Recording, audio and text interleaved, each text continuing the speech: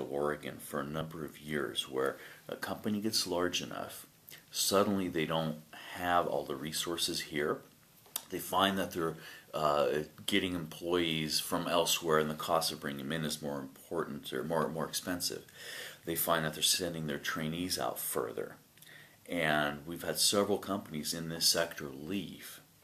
And since this has happened, since the consortium has been pulled together, since we've had this training come in, this hasn't happened for 2 years. So I think as far as retention, absolutely.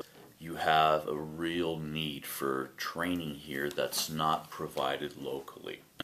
But we've had people fly out from Washington, from California, rather than having a lot of companies here send onesies and twosies and then try to cross the pass in the winter when it's dangerous and stay there. We've been able to bring in the professionals here and serve a large, not a large, but a substantial group of people from 8 different companies.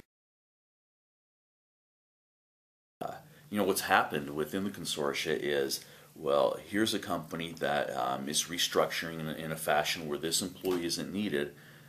Boom, that employee was able to land a job in another local company within a week because people get to know each other, and that job just happened, that company just happened to have a vacancy this person needed. So I've seen that numerous times. Bend High School was starting a biotech program. They got in touch with me. They're looking for this equipment, and it's very expensive equipment. Well, I happened to get in touch with Bend Research because I've realized they've got some equipment that they're not using.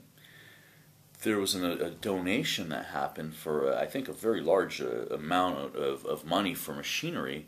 Now Bend High School is training high school students that will be competent out in the workforce and have jobs ready for them. A couple months later, what happens is Summit High School. Same thing, gets in touch with me. We need this type of machinery. This will really help our kids to be educated.